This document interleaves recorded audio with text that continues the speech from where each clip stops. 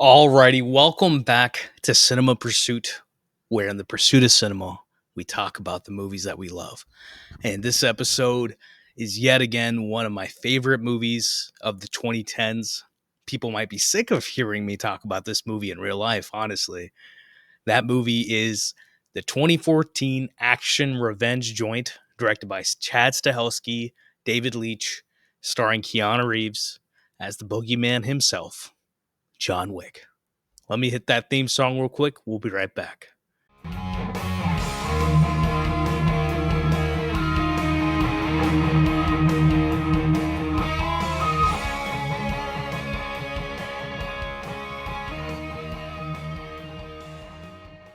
And that is Cole Cooper, aka Skog, the person who has created our theme song. Just another great artist who I have the pleasure of hearing his work every time we do one of these episodes. And I genuinely never get sick of his work. I never get sick of John Wick in the same aspect. I think the great art in your life that you feel that emotion to should always be explored. And John Wick 2014, the movie that started this entire franchise, is one of those movies, one of those pieces of art for me.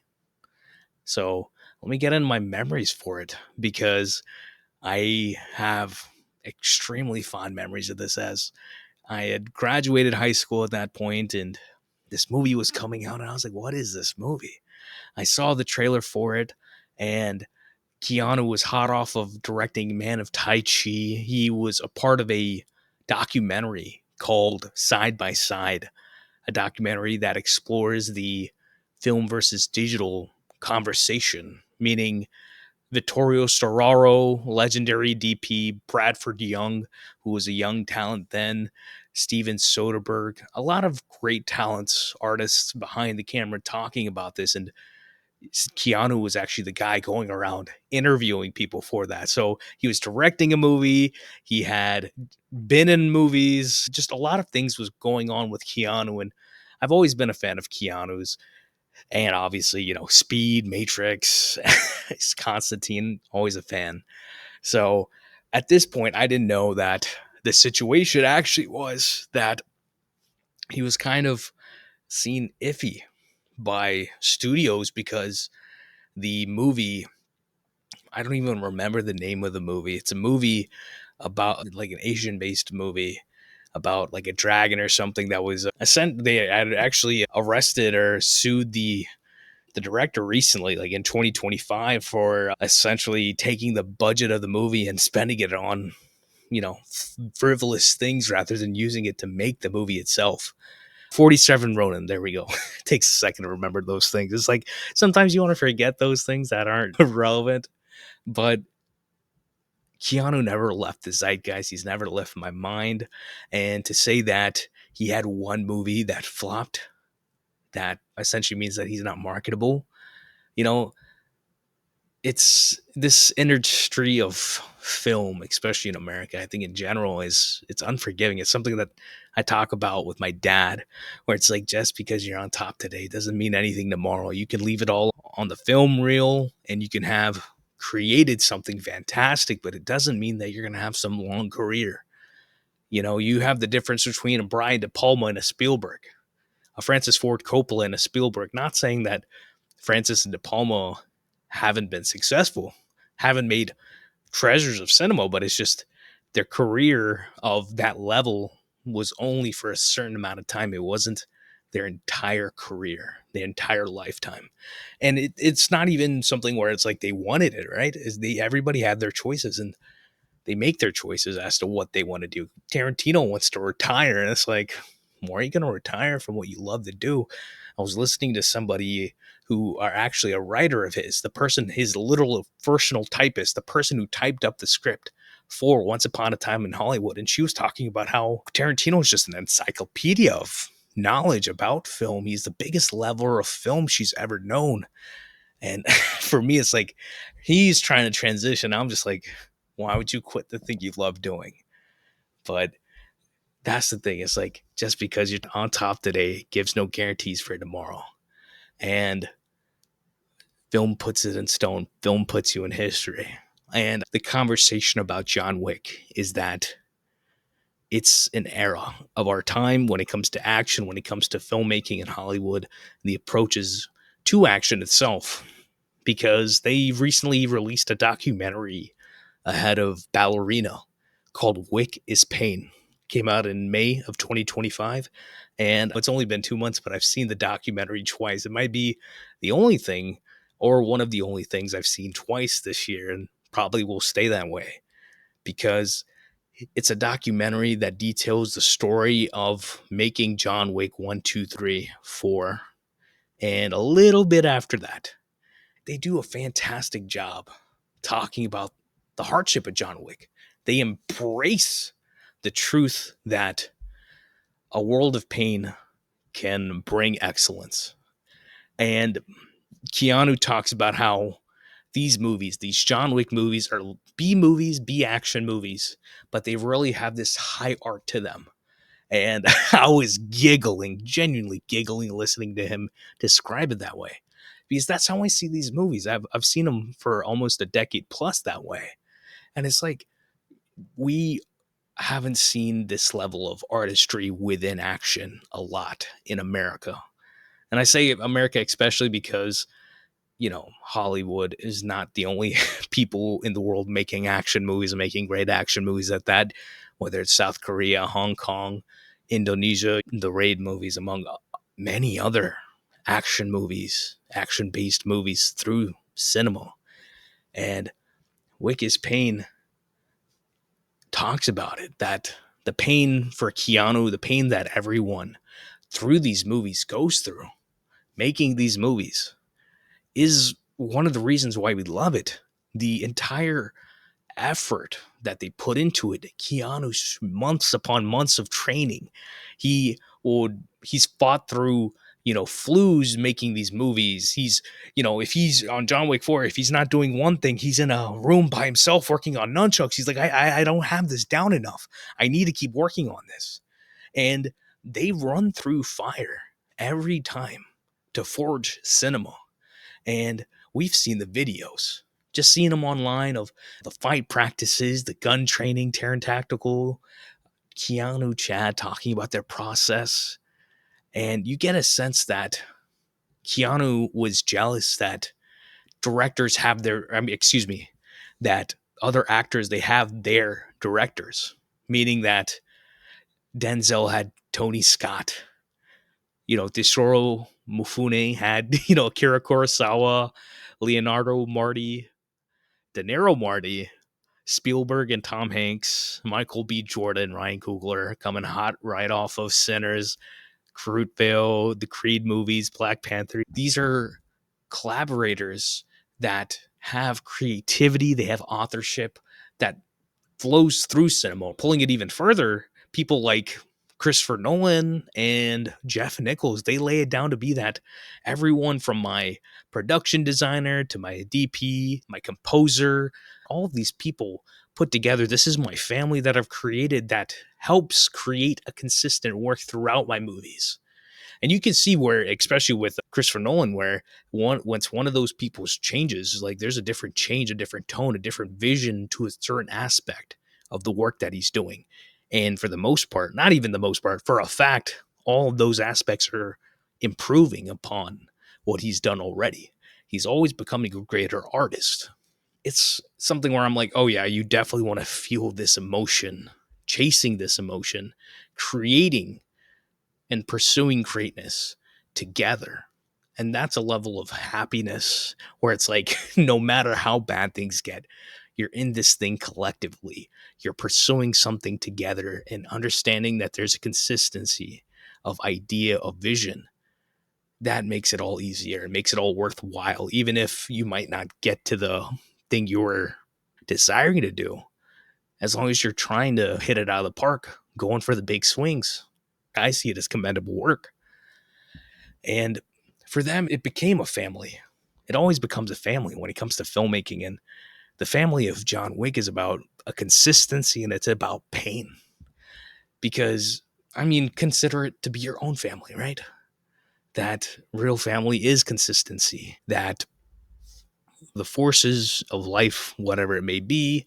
They say you don't choose your parents, but we do choose the forces of life, the laws of attraction, repulsion. We even choose our parents, and whatever our family units are that we live with within our lives. We go through good times, we go through bad times, but the consistency brings us together. It brings a progress within all of us collectively together.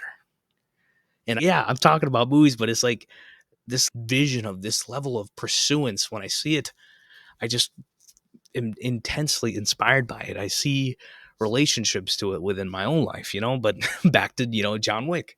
And John Wick is one of those things where it's like it is a directorial debut for two directors, and two directors who have gone on to make many hundreds of millions of dollars at the box office after, the subsequent 11 years. And I'm always watching directors make their first debut movies. I love seeing debut movies because when it comes to debut movies, you're kind of like wanting to say, wanting to think something, wanting people to see what you're doing, right? You'll have someone like Taylor Sheridan, who's a writer who made Wind River. You have Charlotte Wells with After Sun, which I hope anybody listening, if you haven't seen it, it's quite a emotional movie. It's a movie I will say I might not have a personal connection to, but such a beautiful movie, and I can't wait to see what Charlotte does. Jordan Peele, pretty iconic one with Get Out, one of the iconic ones of the last 10 years. Just watching these directors do something for the first time, you see that energy, that level of energy, where they've been waiting to tell these stories. So they're packing in the best they can the first time that they do it. And it doesn't necessarily mean that they hit the mark the first time, but you see such a fever, such an energy to their work. And you have people like Ari Aster, Robert Eggers, obviously Chad Stahelski, David Leitch. These are people within the last decade who have made their debut movies, made subsequent movies, and are becoming, Damien Chazelle, that's another one. They're becoming bigger and bigger voices in cinema. And for Chad and Dave, these two, they weren't taken seriously before John Wick. They were extremely successful second unit directors coming from a martial arts background. They were definitely putting in the work to become stunt actors. And then they had a lot of luck that came through. And luck is like the worst word to use because Chad Stahelski was a great martial artist. He has a great physicality himself, even though, he is a director. That his first big job was finishing The Crow after Brandon Lee passed away. And he personally knew Brandon Lee. And they had heard from the other side of America that because they were shooting The Crow in North Carolina, that, like Brandon got hurt on set. And they're like, oh, yeah, he's going to be fine. Don't worry about it. And then after about 15 hours, he had passed. And, we know the situation at hand, but his mother, the director, they were like, we can finish this and make this one last thing. And it was something where out of a terrible tragedy, Chad was in the movie doubling Brandon and picking up parts of it and making The Crow.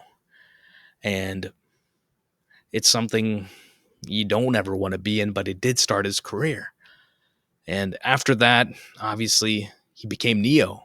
He was Keanu's stunt double, and that was a different thing. Keanu and Chad Stahelski, they both talk about it's like if all of us, if Matrix didn't exist, we wouldn't exist. This whole like John Wick would not exist, and everyone kind of got together on the Matrix. And even Chad has a cameo as the husband in Matrix Resurrections, the fourth movie they made, which I personally am quite a big fan of. And Lana did a great job with it. If you want the action, yeah, watch the first three movies. But if you want, just like a cool story and a compelling, almost break the fourth wall meta sort of vibe, she does it fantastically with Resurrections. And yeah, Chad comes in, and it's just funny that he plays the fake husband that Carrie-Anne Moss's character has, Trinity has in the movie.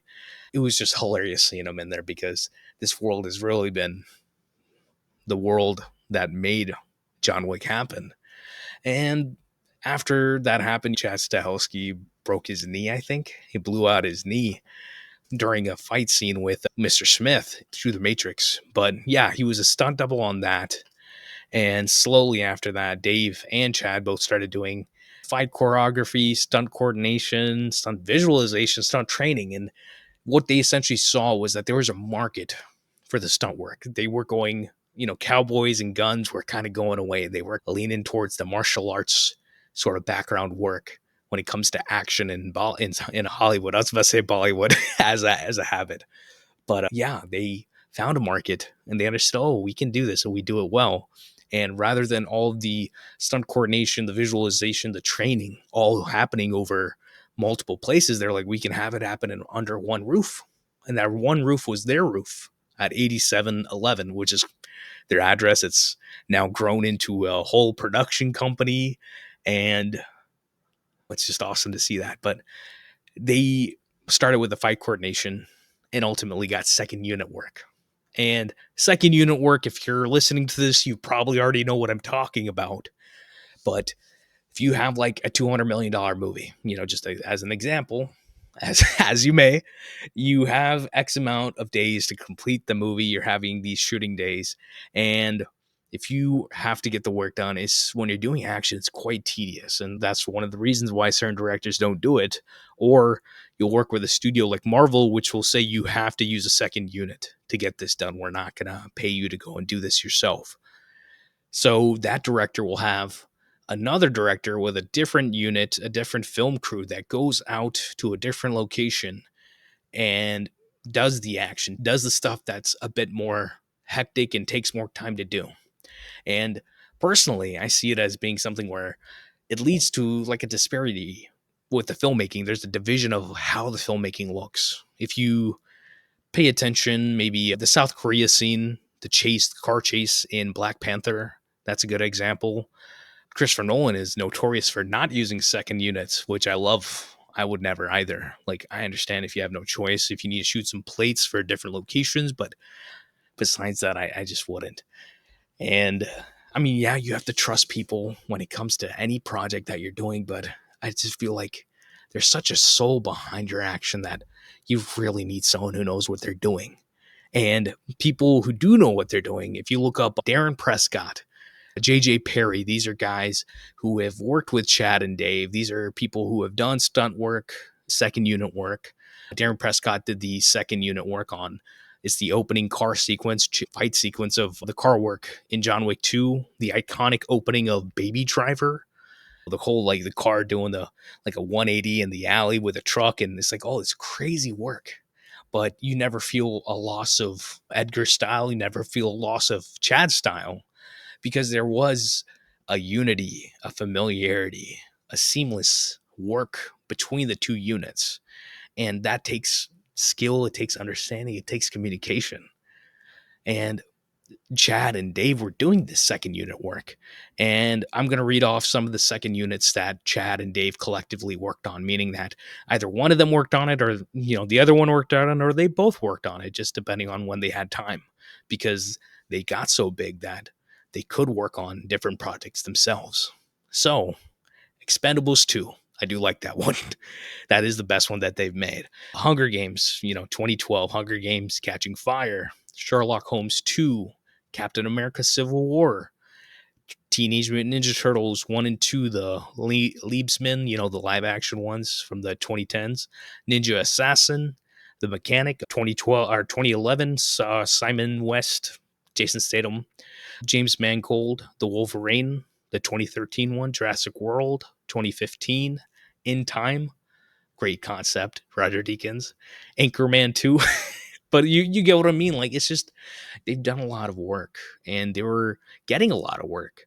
And it became a thing where they did enjoy the work. David, though, was not comfortable. He was not satisfied with just doing the second unit work. Chad Stahelski was pretty content with it, but they both ended up starting to look for projects. And the project that aligned was Scorch, which ended up becoming the script for John Wick. They did pass on multiple projects because they know that, if you're going to make a movie, you better do it the first time. And they were getting offered a lot of $5 million specials, as they call it, meaning that essentially the straight to VOD action movies, something like Ice Road Vengeance, which I watched recently with my parents. If you watch and look for film releases, you'll see a lot of cheaper action movies that are being made because, for the most part, if you're an action fan like I am, you will watch those movies. But they finally got a script from Derek Kolstad that Keanu sent to them. Keanu sends Chad and Dave the script, like, oh, like, can you give me some input about this? And then Chad and Dave read the script and are like, hey, we might want to make this movie. Chad and Dave do tell Keanu what's going on. And like, we feel that we can actually do something great with this. And we're looking to direct a movie. And Keanu was like, yeah, that's what I was hoping, that y'all would direct this. And that's how it happened. Keanu doing a little bit of producing himself on this movie. And they went through page by page of the script and they're trying to figure out how to make this movie. And it was something where everyone collectively was taking a risk putting this movie together, whether it's the people putting up the money, whether it's taking a chance on the directors, it's taking a chance on Keanu somehow, and taking this movie to be something that's not a $5 million special. I think the budget comes out to $20-30 million. And by the time they were making this movie, they had to push production, budgetary issues. They were about to shoot the movie. They were like, oh, yeah, $6 million is missing. There's supposed to be someone who's supposed to come in and give us $6 million. But that person only had $1 million. And they're like, oh, we're supposed to, make up $6 million. How are we supposed to do this? So they had to push production another week before it starts, actually. So it's like, getting this movie, like, producing is essentially getting a movie, like a project, off the ground, getting the film, the cast, everybody together, and making sure you have the money to make the movie. There's different processes that you can go through when you're selling a movie, from having a script and like selling international, and a certain amount of like money for the cast and things like that. And what happened for them specifically was that Lionsgate International had bought the distribution of the movie beforehand, before they made the movie. So they had money to make the movie. But domestic Lionsgate did not buy anything. They didn't even want to make this movie. They didn't want to distribute this movie. And yeah, they had the $6 million gap, and someone had to come and give it to them. And that person ended up being Eva Longoria. Not that they knew that was her that was giving the money, but if you watch John Wick 1, you will see Eva Longoria has a credit as a producer on John Wick. And we're grateful for it.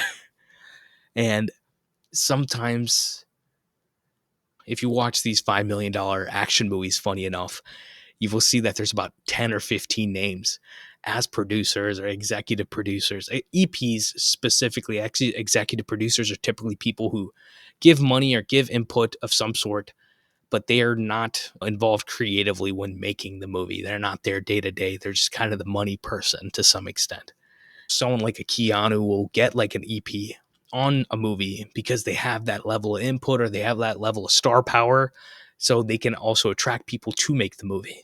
Like Idris Elba put his name on, what was it, A Beast of No Nation, so that could help get that movie production budget.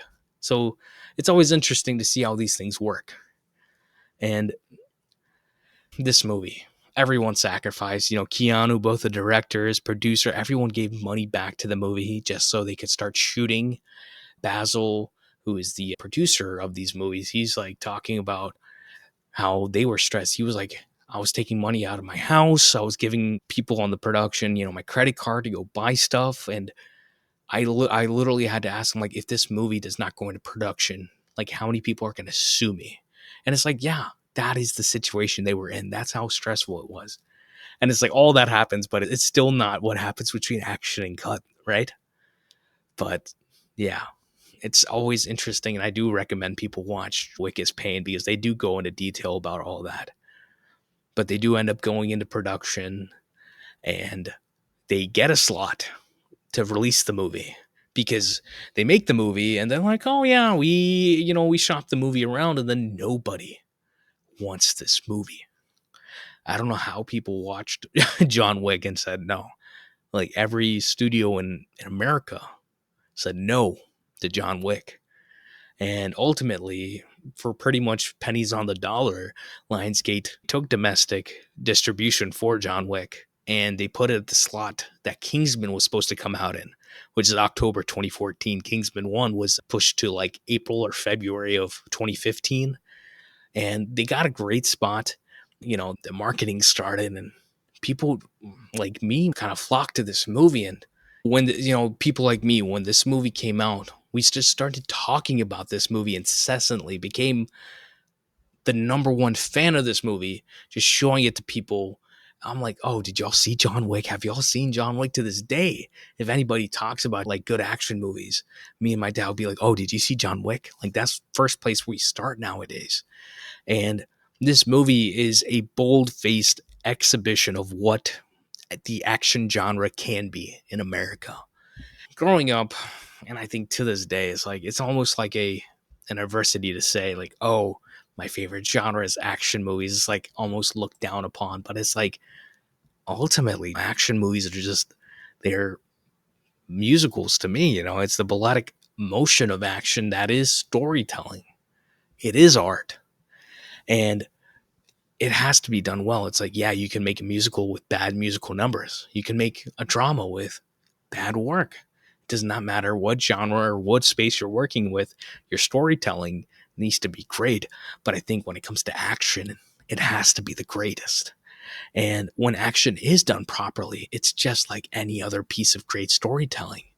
Because what you craft with action is like an efficiency of like storytelling and artistry. And even Chad Stahelski, he likes Keanu to be in just like Gene Kelly, because the dancing Gene did is the fighting that Keanu does. It's acting and it's the physical performance all at the same time.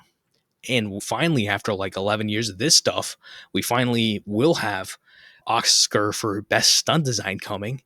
But it's like the people who work in stunts, the people who work in action never got their proper due, but it's slowly getting proper recognition. And that is the juice. And the action of John Wick. Action is the juice, the most juice scenes of John Wick. I would gladly talk about everything about all the action in all of these movies, but I think the action in these movies, like Ballerina just came out and the action in that is fantastic. I had such a great time watching Ballerina in the theaters, even though we had someone on their phone and, it was distracting, but it's like you can't distract me from cinema. But for John Wick 1, Chad and Dave, the directors, they were allergic to what was being done at the time when it came to action movies, meaning that they didn't want to do that what everyone else was doing. They wanted to move away from this style of shaky cam that Bourne had pretty much brought into existence, right? I love the Bourne movies. I think they love the Bourne movies too, but it's just people took a style and started, I don't want to use the word I'm thinking of, but they just started making bad copies of it. And it's like the sauce of Bourne when it came to the Bourne identity, Bourne supremacy, Bourne ultimatum, the style that they were using, the sauce to it works. But ultimately, if you're using it to hide things and giving your audience a headache with the visual language, you're hurting your work. Chad and Dave, they understood that we need to move away from that. We need to do something different. We need to remind people in America that cinema, when it comes to action, has great camera work too. And that if they made the one movie and only had the chance to make the one movie because they thought that after they made this movie, they were never going to make another movie again, that they did their best work on this first one. The first scene of Action is the Juice for John Wick is a scorching force of the franchise. And I say scorch specifically because that was the whole idea that Derek Kolstad started up with. Derek Kolstad, the writer, the screenwriter of this movie, he wrote John Wick 2 also. He was essentially talking about writing and his neighbor was out of town and there's a cute puppy with him.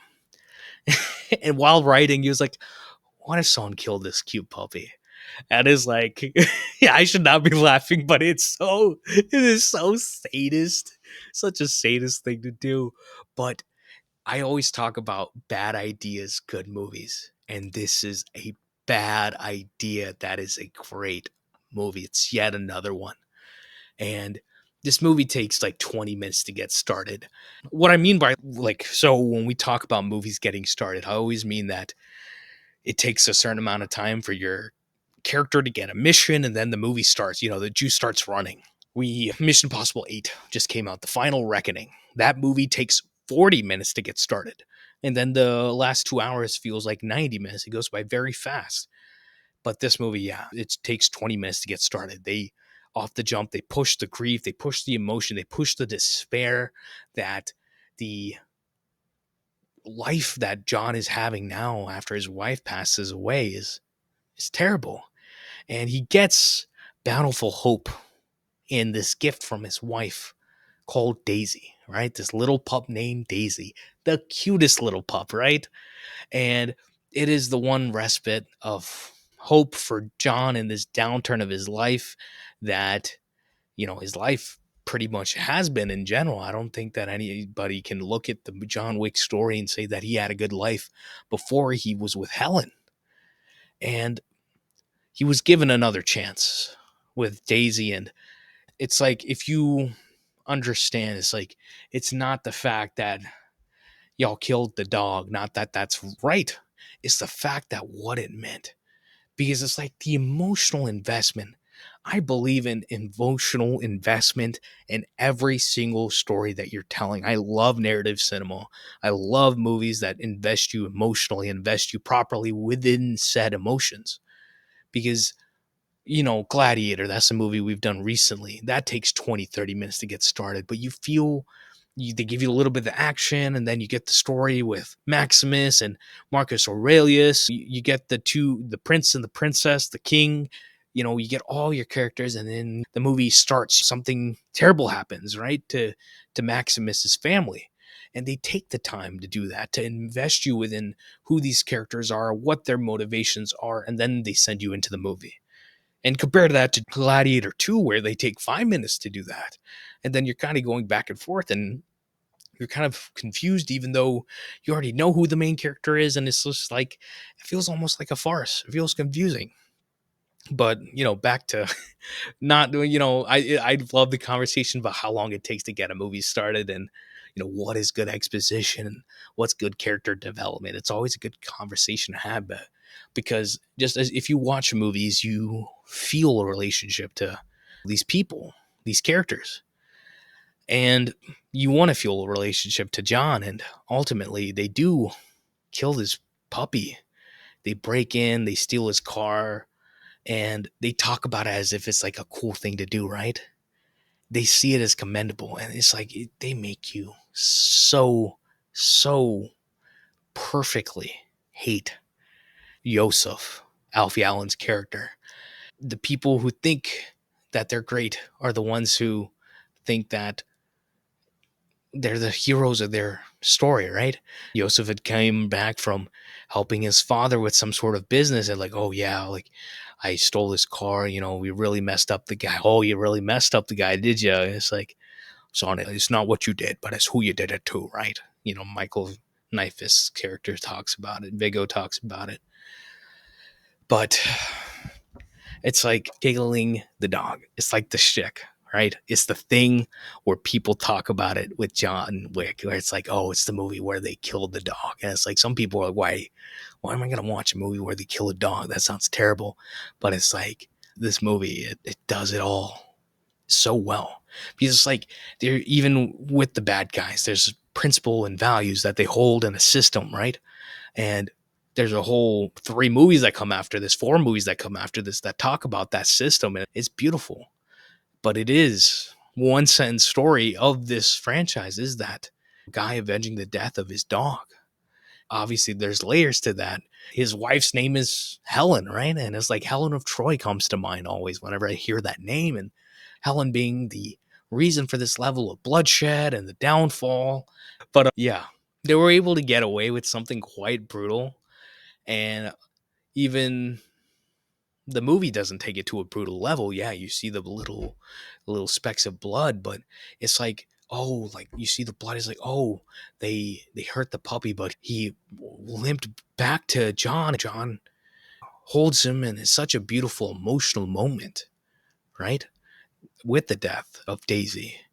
And a funny thing they talk about is that when they tested the movie, about 60% of the men in the movie, like when they watched the movie, they're like, oh yeah, like it makes sense. It's reasonable what John does after this happens. And then almost all of the women were on board that, kill them all. Like what John does is actually reasonable after that. And I think that's something of like emotional intelligence thing where it's like, it's not just about the dog, it's about this relationship with his wife. And after all these years of fighting this terrible illness that she passes away, and she wanted her husband to have some sort of life because and it wasn't even something where it's like another woman or something. He's like a puppy, something innocent love. And it's a beautiful way of setting this story, and the juice of that, it's almost like the men were hoodwinked into liking this movie. It's like, yeah, they like the action, but it's like, did y'all get the fundamental emotional tone or like reasoning of this movie? This is like, they might not get the umph of the emotion, but they like the action. It's like that scene ultimately of the dog passing does pair well with the end of the movie, right? That, 80 plus bodies later, that he did all of this, but he's still sad. He's still in despair of the loss of his wife. And he breaks into the kennel. He finds another puppy to save from like euthanization. And that is the great part of it, that they end the story that way rather than it being, like, oh yeah, I got the guys, that. This movie really is to some extent an antithesis of other action movies, but it's just good storytelling. What I mean by like good storytelling is that, like, when it came to the action, these guys were stunt guys, stunt directors, second unit directors. They have the action down. The hard part for them was, how do you make an emotional story, emotional beats that carry this story, that warrant the story of happening? And they do it, and they do it extremely well with this movie, because it's like to elevate this movie into genuine emotion, the storytelling has to be great. And storytelling's great, the emotion is great, and it is something where, look at John Wick to being just like John McClane's situation in Die Hard, another movie we've done on the pod. But it's like, you are invested within John McClane, Bruce Willis, to getting back to his family, saving his wife, getting his family back together, repairing this situation. Because if I remember correctly, action is the juice for me for Die Hard rather than any action was the conversation that he has with Holly, with his wife, that happens before any action, before our villain arrives. That the movie is about that. It's about you caring that John needs to, he's come to LA and he's trying to figure out the situation with his family. And yet again, they take 20 minutes for you to get invested into this story before the movie starts, in my head. So, I mean, next time you watch a movie, consider how long it takes to get started, and then you will never know peace, because I don't know peace. I really don't. I'm like, oh, how long does it take for this movie to get started? And I don't mean, I never see it as being a bad thing, right? Different movies take different amount of times to get started, but typically the ones that have the great storytelling typically take a little bit longer to get started. There's other ones where it doesn't take them long at all to get started. So it's always interesting to hear. But let's get on to production value. Production value. What moment, scene, aspect of John Wick leaves everything on the screen? There's nothing on the sidelines. What screams production value for John Wick? And production value when it comes to John Wick. And see, talking about this movie, it just feels so weird to me, because it's something where I've been talking about these movies for so long, just in my head or to like people in my life, that I know what it is. I know these stories, and it is fundamentally, it's the world of John Wick. It's the action of John Wick. It is the style of action, the style in general of John Wick, that there is a sci-fi anime level of detail that is spread throughout this first John Wick movie that spreads even more in the second, the third, the fourth, Ballerina. It spreads consistently and constantly through these movies, that there are so many interesting details that they put through these movies, and they don't spend a lick of time explaining what is going on. And it's like, we see multiple people with tattoos, right? Just, example, they have tattoos.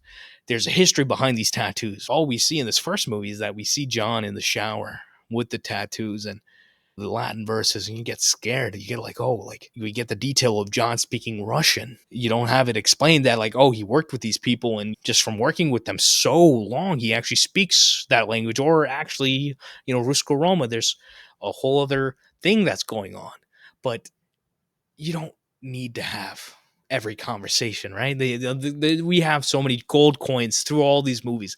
They don't expect or give any explanation as to what is the gold coin conversion, It's like a gold coin to get through the door, gold coin for the drink, a gold coin to, like to clean up a body. But it's like there's different little details about that, right? Every subsequent movie builds the details. We always get a lot that we see, a lot of like interesting items, but they're not always explored. And it's not just John Wick. I One of my favorite details is Denis Villeneuve 2013 Prisoners. I think it was Detective Loki, Jake Gyllenhaal. One of my, I think it's still Jake Gyllenhaal's best performance to date. But in that movie, he was talking about how if he's at a desk for Detective Loki, if he opens the drawer, there's going to be case files. There's going to be this other stuff. There's all this detail that has been laid out, and it's not really for to be used in a scene or something like that. It's just like there's such a level of work that goes into it. It's like you open the file and there's details even within the files that are sitting in there, and it's like there's so much effort that people put into movies, and I appreciate it always. And it's sometimes, and I never say that like, oh, they don't make good movies anymore. It just feels like people are putting less effort into the movies that we're making. I think that transcends to any genre, where it's like you need to put in the good effort to have good movies. And obviously we have Ian McShane, Lance Reddick, people at the hotel, the rules, like no killing on the property of the Continental, having the Continental placed where it is, the Flatiron Building in New York, in Manhattan. There's a lot of large strokes with small details that create this world. I see it as being a cost efficient way of creating a world. An explanation costs you time. It costs you time in sense of your production, your story, every single other thing. But it's like there are certain things you can do effort wise that make a difference, right? You don't have to see an ambulance, but if you hear the sound of an ambulance, that that detail works, right, in the right context. And every bit of this filmmaking, it just feels like the right way to, they just did it correctly. And the world itself, obviously, it opens up more in John Wick Chapter 2, but what we have in John Wick 1 is fantastic. And nothing but respect to the world that they have built, because they talk about it where it's like, were we lucky or were we good? When we went to go make the second movie, Derek Kolstad talks about it, that's the hardest job I've ever had writing, because it's like you have to figure out this stuff. Yeah, it's like it's fun to just do it, but then when you actually got to build upon it, it's not easy. But then you have the action as well, right? Style visually and the action itself both have been ripped off to pieces in the subsequent 11 years. Whether it's in America or anywhere else in the world, I'll be watching Bollywood movies and they've got these deep neon lights, these LED lights, and I'm like, good old John Wick lighting. And it's like what they did got ripped off, and I think that's the standard I'd live by, right? That you should work so hard, so well that people want to rip you off. And I see that as being, of course, you rip off the people that you love as an artist. You are inspired first by the people that made the movies that you love and the details you love. Then you find your style, but it's like, there's nothing wrong with it, but also you should have an intention behind why you're using that sort of lighting. But you get what I'm saying, that as an artist, you should be pushing the boundaries of what you're doing. Because when it comes to story, every story's been told. one way or another. But the creativity comes from your approach, comes from your perspective, representation. So it's like there's a lot of stuff that you can do, no matter what age and day we live in, to tell compelling stories and tell them well.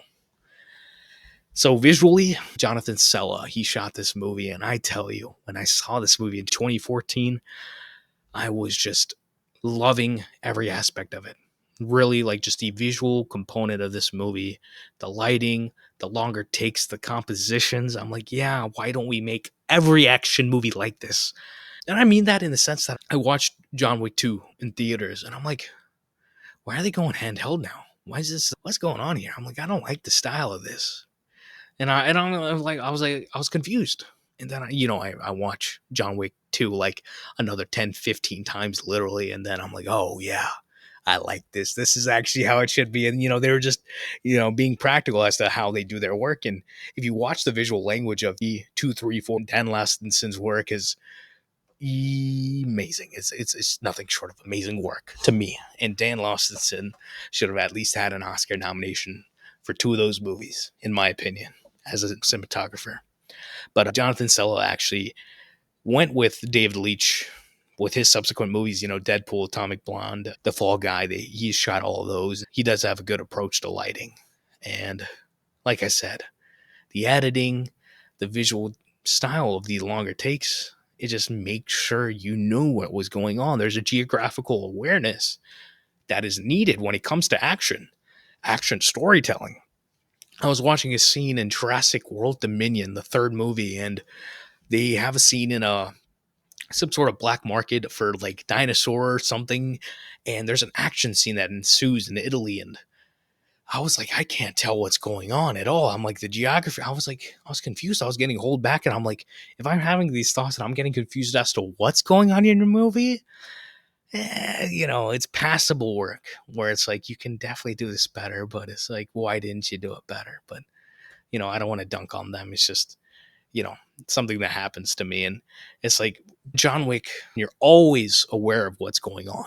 One of my favorite shots of John Wick, which is a pretty production value moment, is 30 minutes into the movie where we get a longer take of John grappling with a henchman after a knife, and they fight with this knife, and they tumble to the floor, and they slowly close in on him with the camera, and John forces it into him.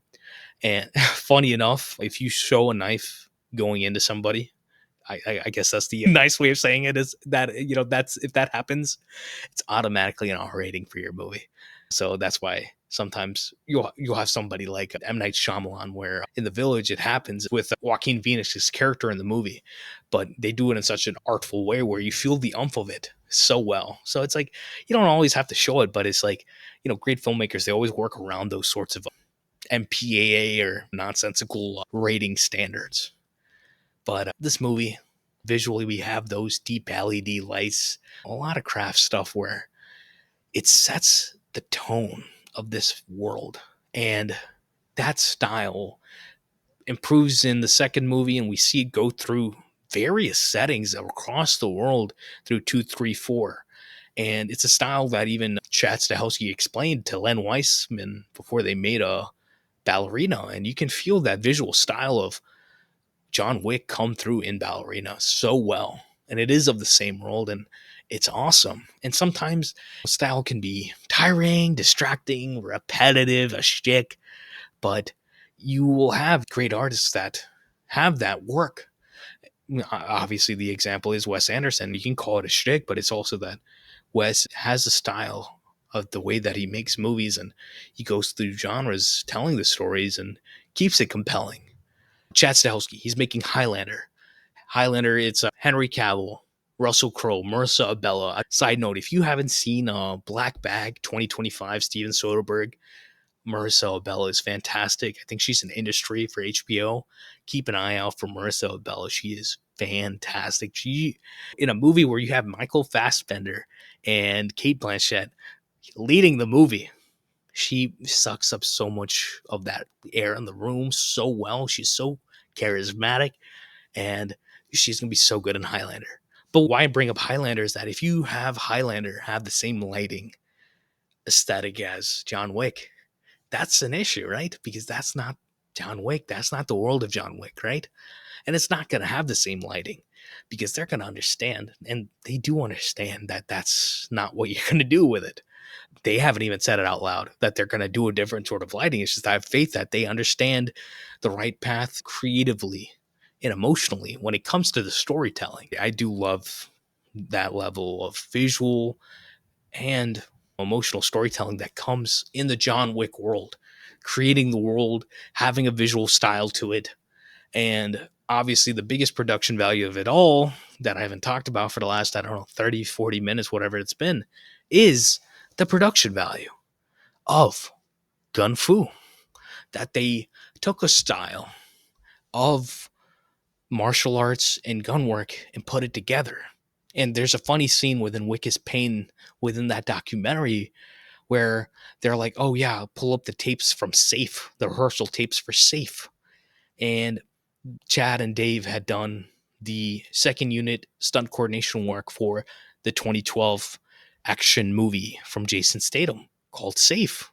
It's actually a pretty good movie. And whatever the work that they had left over from that movie actually was Kung Fu.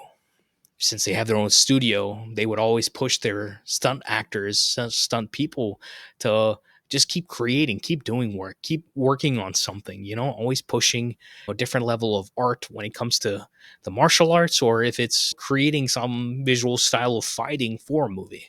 And that style was something that they had been sitting on because ultimately they fell in love with it. They're like, oh, this is better than anything that people are doing in any of the movies that we're working on. But it's like they tried to give it to Jason. Jason didn't really vibe with it. So Jason didn't really use it besides maybe one scene. So they were disappointed that it wasn't in a movie, but they were like, let's hold on to this for our own movie then at that rate, because we know this is better and we know this is different than anything else anybody else is doing. To say that, I believe 100% that there's a certain level of ego as an artist that you must possess, that you should have that level of confidence that what you're doing is right and you're bringing innovation within it, that you see that innovation within yourself to bring in. There's a lot of things where it's like we talked about Steve Jobs, and I I see that part of him of trying to push the world further. And it's like, I mean, obviously my life philosophy is different than what Steve had. Maybe we aligned towards his end, but you know, we're trying to push greatness, but we should also be mindful of what it costs in our lives personally. But back to John Wick, we do get to the club scene in John Wick, and that ultimately becomes the blueprint, that production value of that. The club design itself, the placement of where the club is, the basement, the dance floor, then the second level above it, and everything about that whole setting and the action that takes place is pretty much the blueprint for the fights that happen in the subsequent movies. And they truly innovated with all of this, that you have a lot of different types of fighting that are happening. And it's like this movie was essentially a proof of concept that you can make this work and have it be insanely effective, because John is fighting in his house, he's fighting in the club, he's fighting in the rain, and there's always a vision behind all the action in this movie where it's like, oh, we can do this and we can go even further. The vision they had behind this movie when it came to the action, the confidence of it, is something that has rippled and changed the industry in a great way. And I would hope that after they have given this industry such course correction that we don't falter into a different era of, action filmmaking that doesn't really work. And I've seen other filmmaking where I'm like, y'all are trying to do something cool visually with this, but it's just, I don't get a geography of character. I don't feel emotionally what's going on with this action. That comes back to the storytelling of the action itself. And there's a specific movie that's coming into my head, but I really just do not want to mention it because people like the movie, but it's just I have a fundamental difference of opinion as to how they made the movie, and when they made that certain movie, because it's about a certain comic book person, and they had killed her character and then made the movie, and it just felt so backhanded. They should have made her movie, 5-10 years before the time that they did make and put out her movie. But yeah, they made John Wick, and then after they made John Wick, they pretty much got John Wick 2 greenlit because of this type of action. And they knew that ultimately no one else can make this type of action. And they were so confident with it. And like, we could have waited to make another one, but Chad didn't want to wait. And David Leitch wanted to wait because they had Atomic Blonde ready to go at Universal. David Leitch ultimately went and did his thing, and Chad Stahelski made John Wick 2, 3, 4, and now he's making a fifth one at some point. So it's such an interesting thing that they created this baby, and it's really hard for anybody else to do the same sort of work. I was talking to my buddy Will today, and I was like, yeah, Nobody is probably the one movie where you get that level of action still, and it's the same level of action outside of the 5 John Wick movies. You still have that visual style, and not the same visual style, but a heavy, great visual style and geography to the action. Like I told you, no one wanted to buy this movie. Even after this level of innovation, everybody said no. And it's not the first time, right? Breaking Bad came around. Everybody, when they went to go shop it around, said no, right? Till AMC took it. Memento from Christopher Nolan was sitting finished for like a year or two till Steven Soderbergh saw the movie and was yelling at executives, movie distributors at parties to like go and put this movie out for audiences, right? And it was baffling that Lionsgate ended up buying this for close to nothing for domestic, but they did help market it, and the movie became a hit. For me, it feels like a concept movie that turned into a franchise, and they are great at what they do.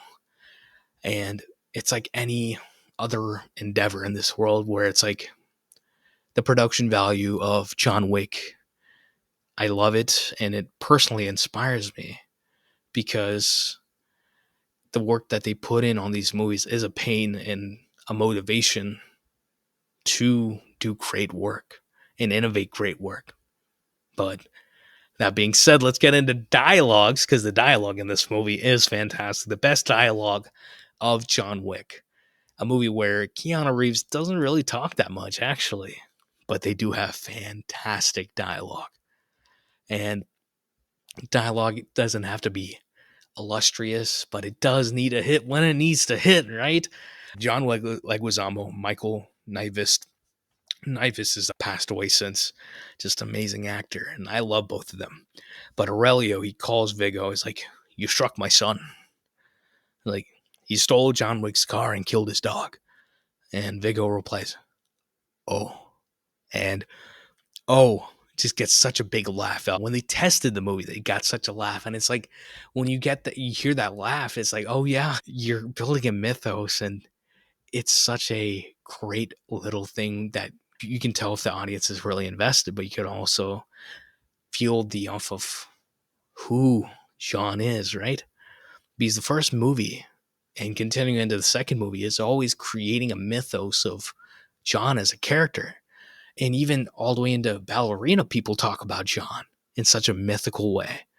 And the best way to characterize, anybody in movies is not to have them say something about like, "Oh, I'm a good guy." I wouldn't trust a person that says they're a good guy in the first place. But it's like, if you feel like you get the dialogue that someone feels about, somebody, you feel a tension, a passion, a fear about a character from another character, the way that they describe them, the dialogue you choose there, it's like that is what creates a legend, right? Because it's not like if you talk about yourself that way, you're not creating a legend. A legend is not spoken by yourself. It is conjured up by the people watching you, the people who know you, the people exaggerating about you. That crafts the mythos, right? Piece of dialogue from that is that it's not what you did, son, that angers me. It's who you did it to. Who? That effing nobody? That nobody is John Wick. And it's like, oh, the boogeyman? Is like, no, John wasn't exactly the boogeyman. He's the one you send to kill the boogeyman. And then Yosef, he replies the same, "Oh." And Viggo, Michael Nyqvist's character, he goes like, "John is a man of focus, commitment, sheer will."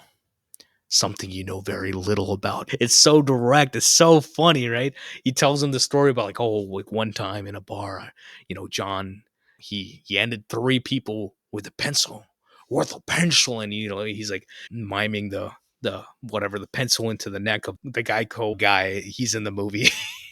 He's also in 30 Rock as Tina Fey's boyfriend, but y'all know who I'm talking about. But Viggo says to his sons, like, John will come for you and you will do nothing because you can't do anything, right? And we feel that level of dialogue, right? And it's like, okay, when it comes to John himself, he's like, John is a man of very few words, and it's always leaning towards a lot of physical action. But even his conversations are pretty great, right? In every single one of these movies.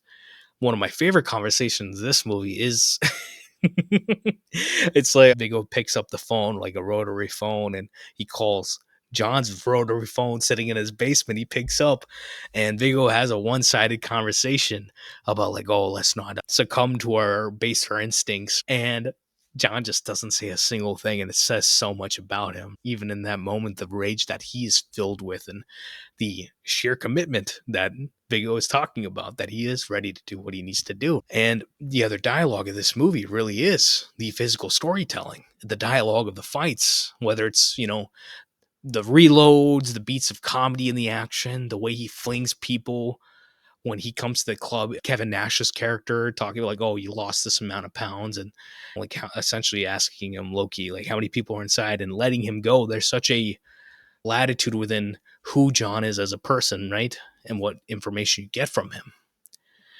And you don't need to spell out everything in cinema. You just want to make sure that the audience knows what the story is for the movie, and they deliver on that in this movie. And John has such an inner struggle throughout this movie, throughout all the movies, that Keanu portrays so well, that George Miller talked about it for Mad Max, but it's like there's proof of concept in this movie that you can have all manners of silence and have this character show a struggle and have it still be a great film. And genre wise, it's hard to do. Action is hard to do and have that sort of like rugged, silent type character. We see it a lot in Westerns, but the genius really is where you have the people put in that effort and have it make great effect upon the audience. I feel that should always be commended. People put their lives on the line for cinema when it comes to the action genre. These movies have always been a reminder that the work is always going to happen and it should always be commended. But let me end with one of my favorite conversations of this movie, of any of these John Wick movies. It's one of the scenes I was talking about before, one of the longer shots where John drives a knife into the guy and the first action as the movie ends. And, right away the doorbell rings and you see police siren lights, and the guy comes to the door and John puts a gun behind his back and opens it, and it's Jimmy. And it's like, oh, evening, John. Evening, Jimmy. Noise complaint? Noise complaint. And then Jimmy peers past John, looks behind him, and he just sees the guy that he just murked. He takes off, and his mouth's a little open. He takes off his hat. He's like, "You working again?" Nah, just sorting some stuff out. Oh, I'll leave you be. Good night, John. Good night, Jimmy. And it's like those moments, those are the moments of cinema I live for. I love for those things to be in movies. And it's like those are the things that set you apart from having a good movie and a great movie. And it's something where you have that style of filmmaking, that style of dialogue, a sort of comedy within that story that just pulls you in a certain way that just it keeps me coming back, right?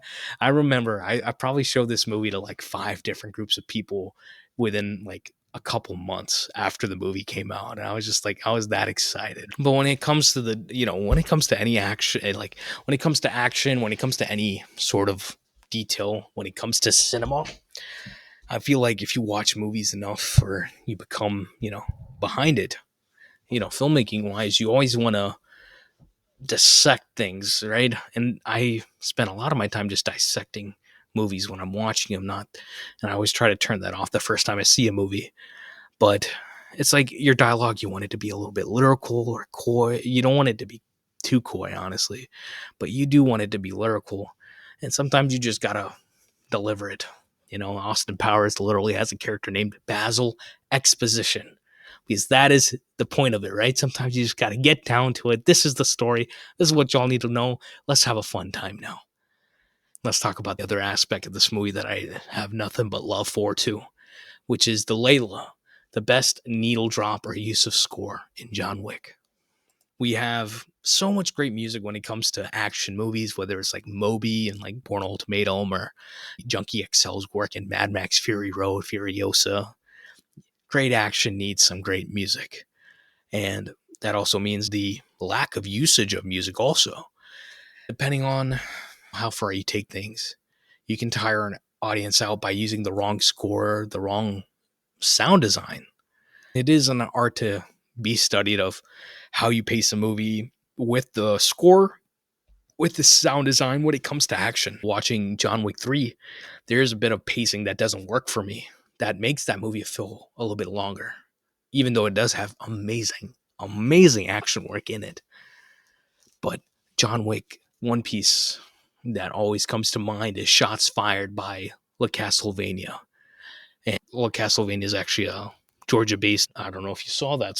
That was a bit of a lightning show going on. A little John Wick, John Wick 3 vibes, as I mentioned John Wick 3.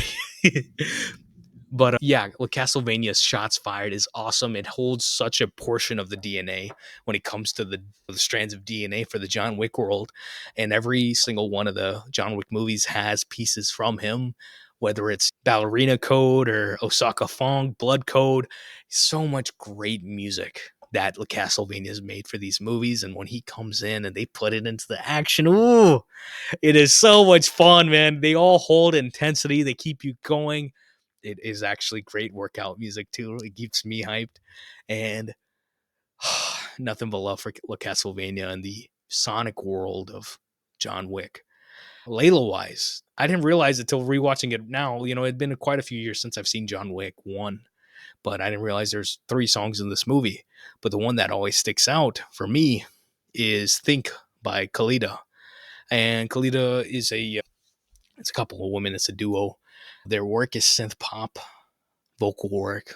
It's extremely hypnotic. And Think plays when John gets to the basement, when he's hunting for Yosef in the pool area, downstairs in the Red Circle Club, as John slowly descends upon his prey. It feels like nothing but cool. You have cool lights, a cool setting, a cool story, a cool character, a cool music. And it's such a potency of the coolness, the style of this first movie that is like etched in my mind all these years. And every time I listen to Think from Khalida, it's so memorable to me. I love it. It's if you told me to think of like 10 songs of the 2010s that affected me the most when it comes to cinema, it's definitely one of the top 5. And I say that in a very specific way because there's so many pieces that really do affect me. I think once you put a song in a movie and it's so effectively used in it, it becomes a part of you within like your brain. Like, oh, there's a song from Beastie Boys that they use in like Sabotage. They use it in 2016 Star Trek Beyond. The way they use it's so impeccable. Come and Get Some Love. What is it? Redbone. Guardians of the Galaxy. The opening of that, is so effortless. It feels effort effortlessly cool. Wow, my mouth is chewy today. But it's like James Gunn. He has a great ear for music too, and I always love hearing great music used in movies. And obviously, that's why we made a whole category, and we've talked about it for 30 odd some episodes.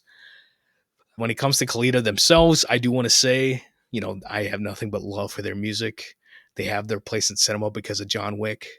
And, outside of movies, you should probably check out their music if you like it. I've been a fan since 2014, and I think they started up in 2013 as a group, and check them out. I really do love their work. But that being said, let's get into recasting John Wick. And you know who should have been in this movie? Let's recast John Wick.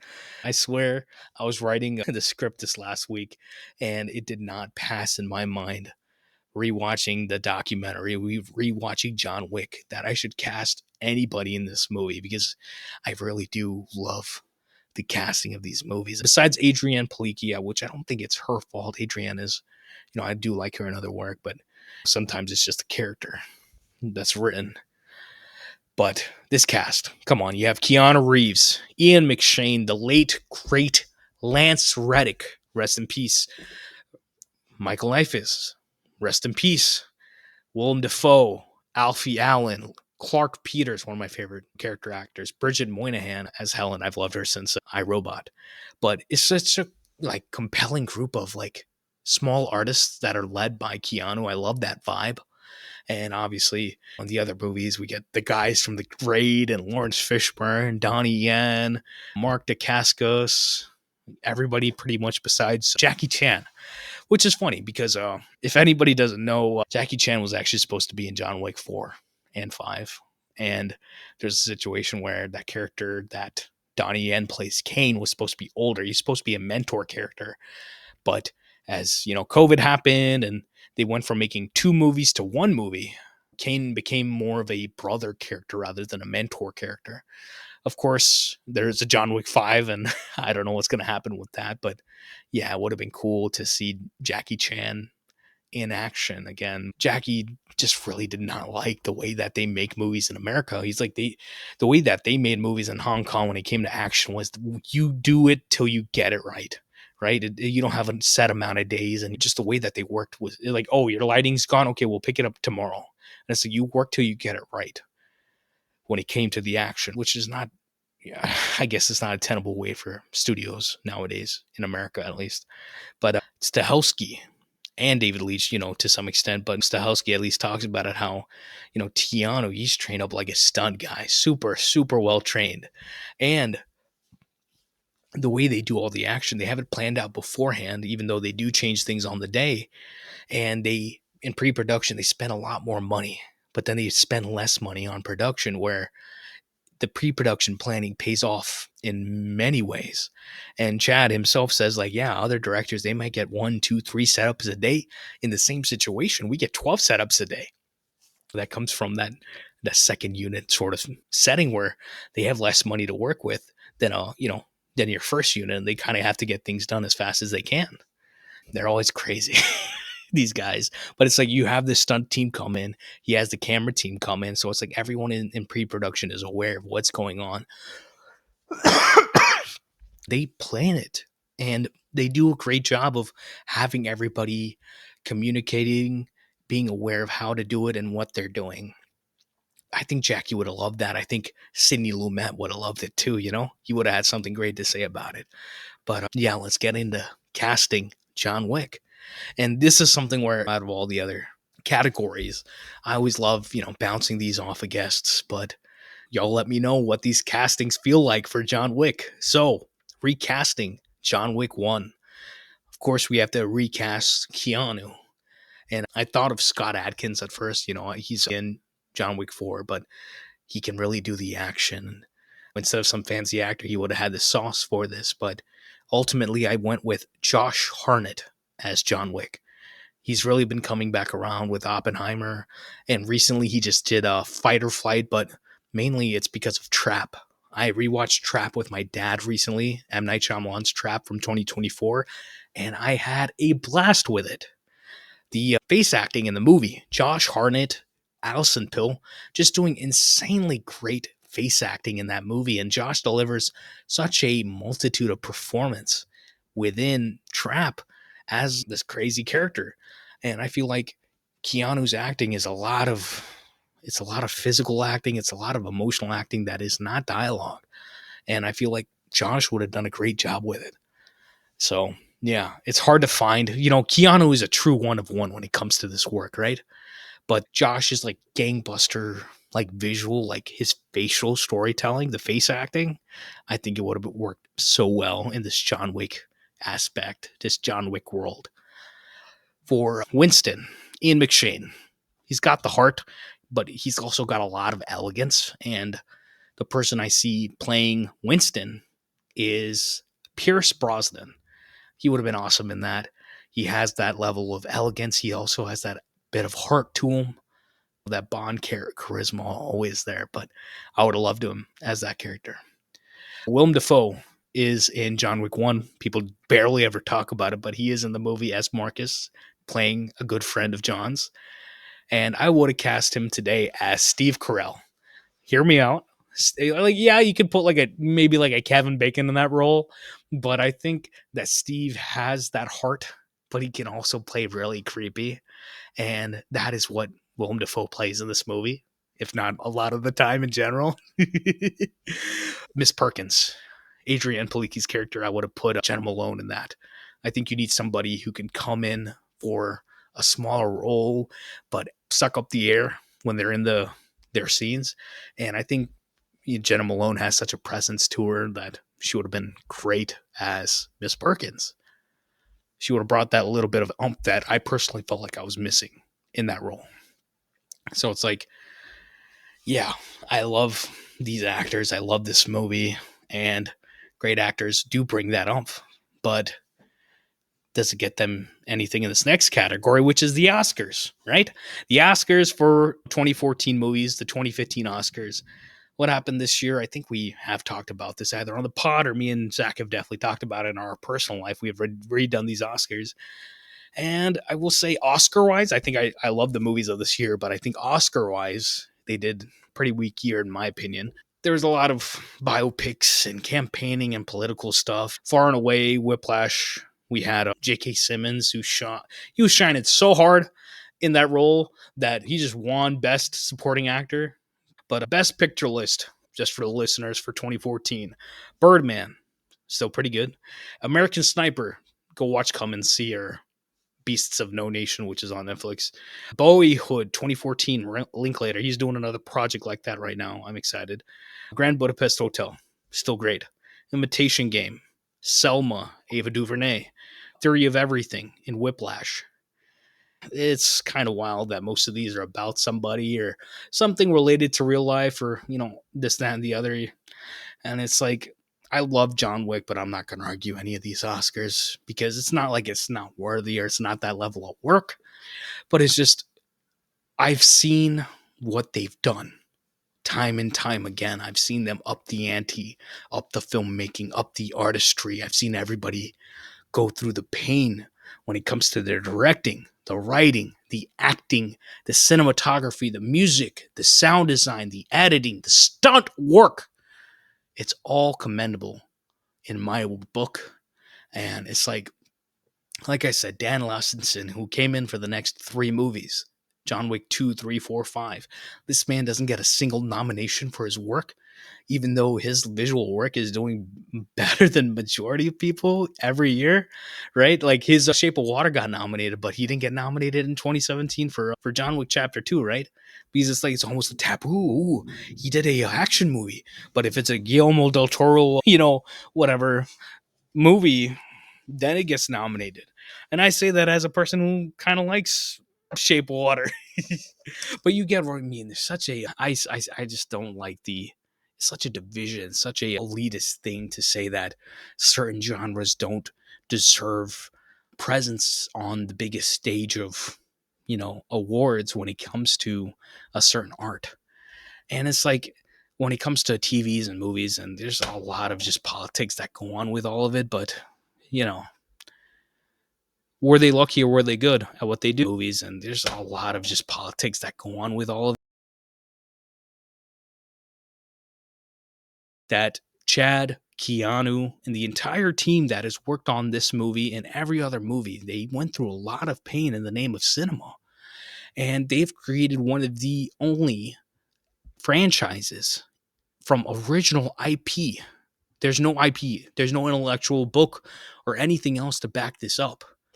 And, spoilers for John Wick if you want to skip a couple minutes, but, John Wick 4 ends with John dying. He is reunited with Helen and is at his peace, right? In my head, an emotional ending. I love that ending, right? It's such a finality to it. And now they're making John Wick 5. And I am on a anti John Wick 5 boat for a while. And watching Wick is Pain, I realized I was like listening to everybody talk and their emotions behind this and why they're doing everything that they do. They convinced me, these artists convinced me that they've got more in the tank, more to tell, more to create, because this is where they have the authority to do so. So I'm excited for them to do John Wick 5. I'm excited for Donnie Yen to make a Kane movie. I loved what happened with Ballerina. I had such a great time at the theater, laughing my behind off. I can't wait to rewatch it again.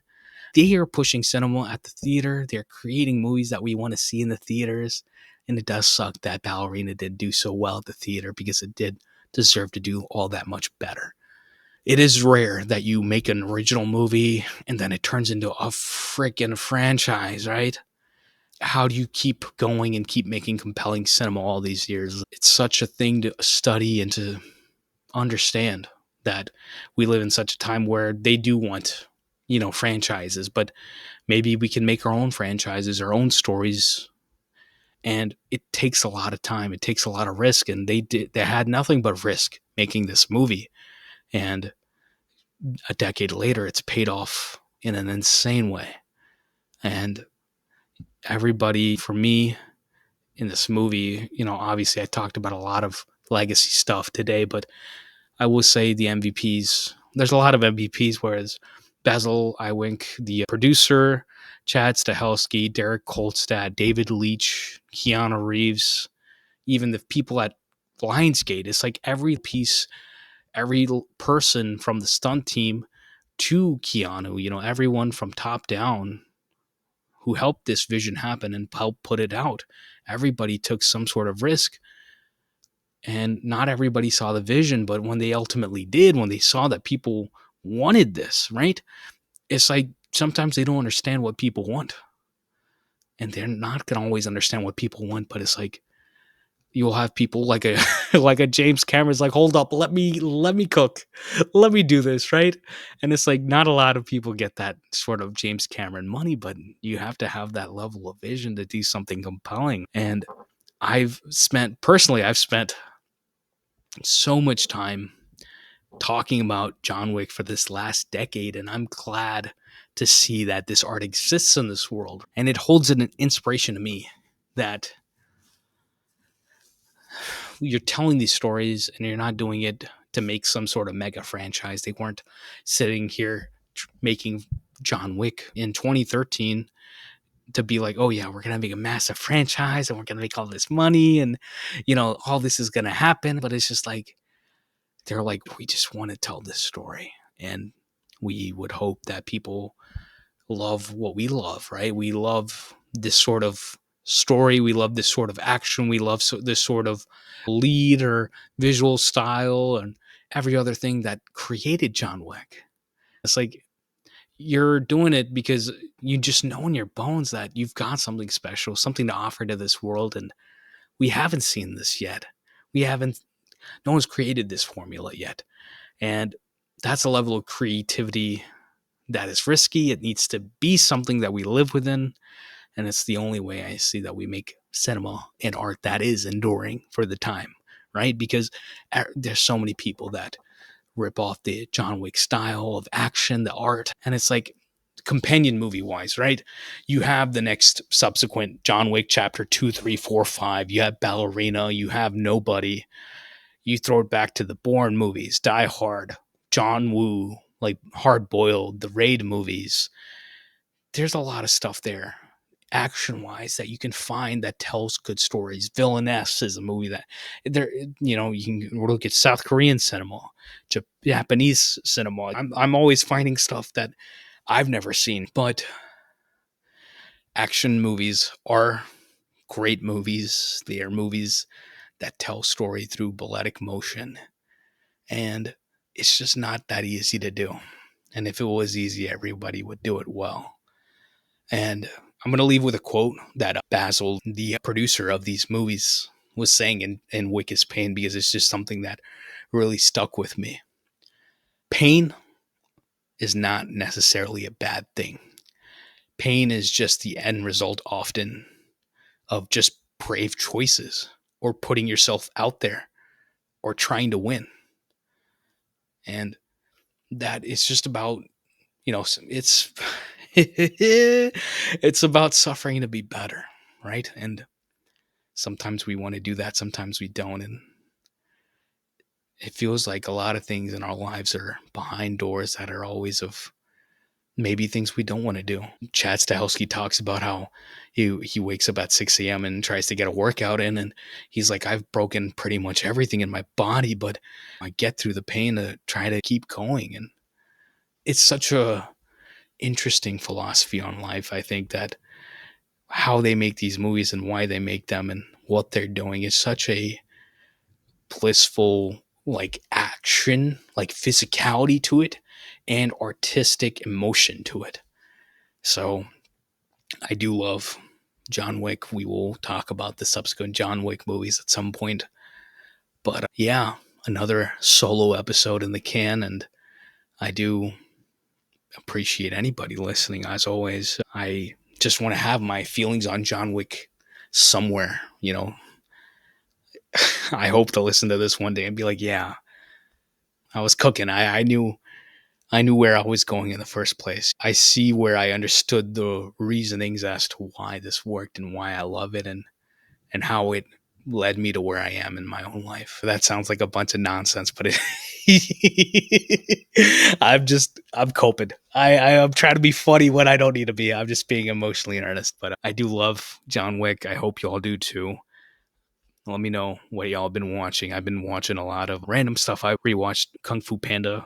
Every time I watch Kung Fu Panda, I gotta do an episode on this. I gotta do it right now. I gotta talk about this.